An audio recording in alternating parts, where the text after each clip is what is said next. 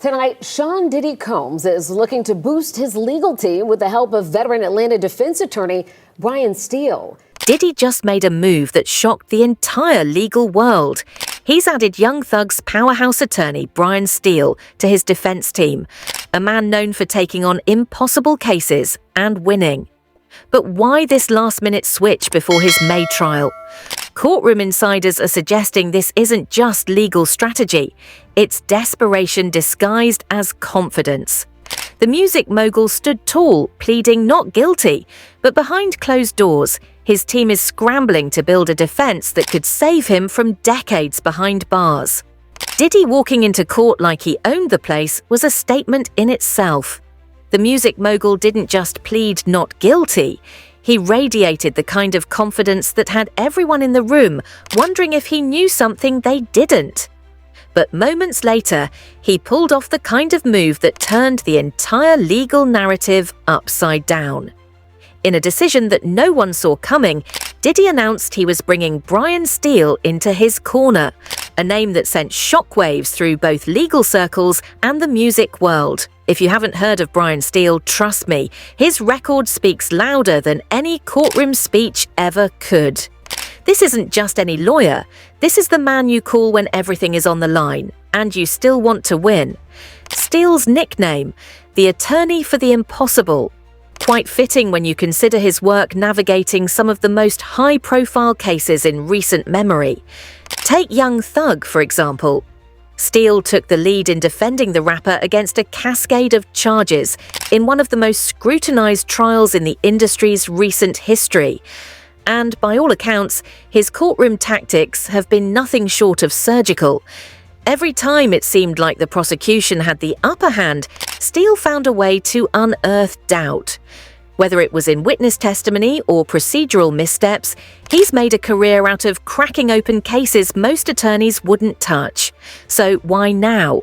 That's the question buzzing on social media and stirring up debates among legal experts. Diddy has no shortage of resources. His original legal team is, or was, comprised of highly qualified professionals. No corner was cut when building his defense. But hiring Brian Steele at this stage? That's not just adding a player, that's flipping the chessboard. On the surface, it could look like a power play. Bringing in a name like Steele might intimidate opposing counsel or sway public perception in Diddy's favor. But on a deeper level, the timing has some insiders speculating about cracks in the foundation. Could this be a move to tighten up weak points in his defense? Or is it possibly Diddy signaling to the world and the prosecution that he's assembling a super team because he's already 3 steps ahead?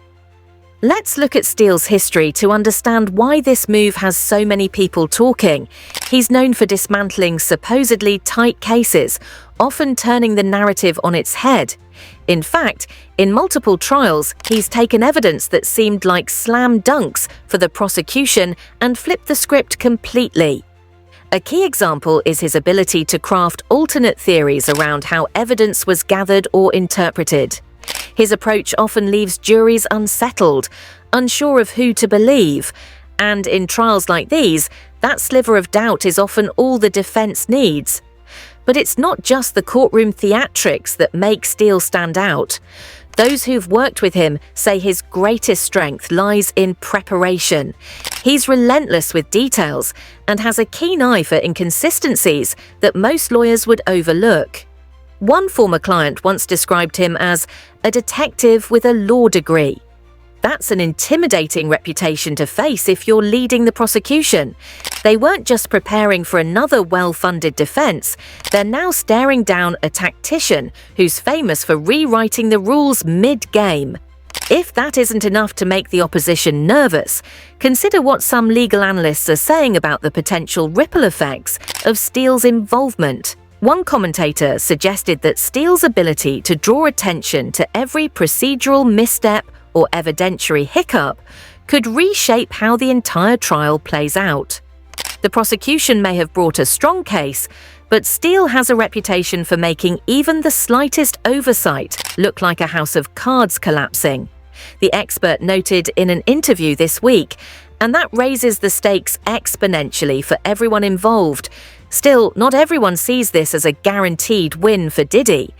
Another analyst pointed out that while Steele can work wonders, his track record isn't without its share of controversy. You don't bring in Brian Steele unless you're prepared for a long, ugly fight, they said. Some have taken this to mean that Diddy anticipates a grueling battle and is gearing up for a courtroom war that could last months, if not longer. Others, however, interpret Steele's presence as a calculated dare, almost as if he's baiting the prosecution to make their next move. Is it a show of strength or a sign of underlying panic? That's the million-dollar question everyone's asking. But let's reel it back to Brian Steele's broader significance. This hiring decision isn't just about names on legal briefs or flashy media mentions. It's the message it sends, not only to the prosecution, but also to the public. Steele's reputation brings with it a sense of spectacle. He doesn't just practice law in a courtroom, he practically performs there. Having him in Diddy's courtroom corner signals a defense strategy that's far from conventional.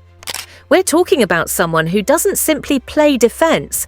He rewrites the playbook and forces his opponents to chase him every step of the way. And maybe that's exactly what Diddy wants. He's not just aiming to win, he's looking to control the entire narrative. By bringing in Steele, he's ensuring that every decision, from pre-trial hearings to opening statements, gets scrutinized under a microscope.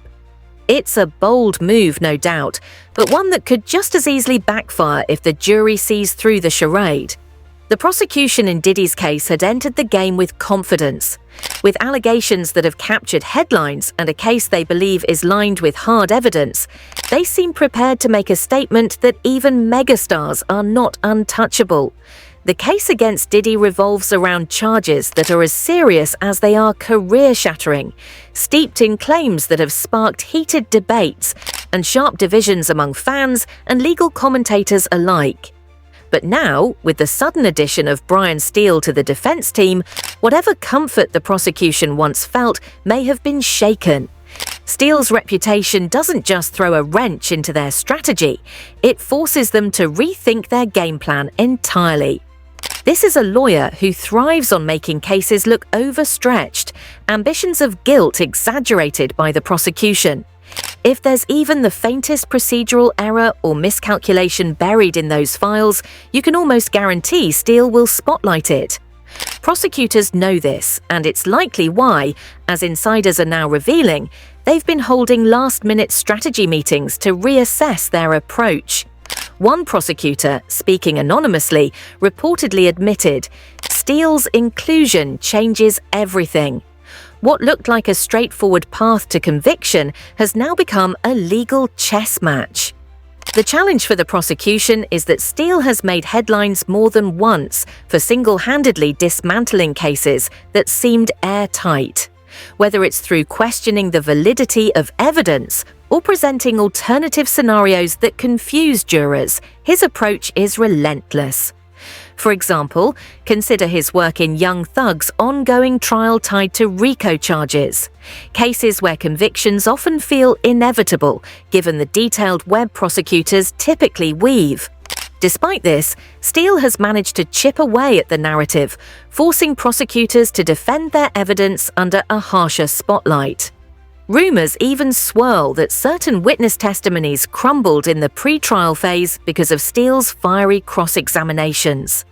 And that's what makes him so dangerous in Diddy's case. The prosecution now faces the dual burden of proving their charges beyond any reasonable doubt while meticulously avoiding every potential tripwire Steele might set. Past cases have shown that Steele loves to turn the prosecution's own narrative against them. In one instance, during a high-profile criminal case, he managed to use inconsistencies in police reports to call into question the integrity of the officers involved, ultimately leading to evidence being thrown out. Legal experts believe this tactic is likely to emerge here, especially if any part of the investigation appears rushed or overly reliant on circumstantial evidence. Legal scholars have mixed reactions to this new dynamic. Professor Rita Caldwell, a criminal law specialist, described Steele's entry as a strategic earthquake. In her analysis, Steele's strength lies in exploiting what she calls over-preparedness syndrome on the prosecution's side.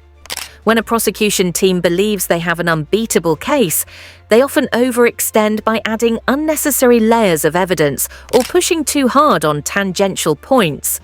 Steele's approach is almost mathematical. He will exploit exactly where they've overreached and use that to turn jurors against them, she explained in a recent interview.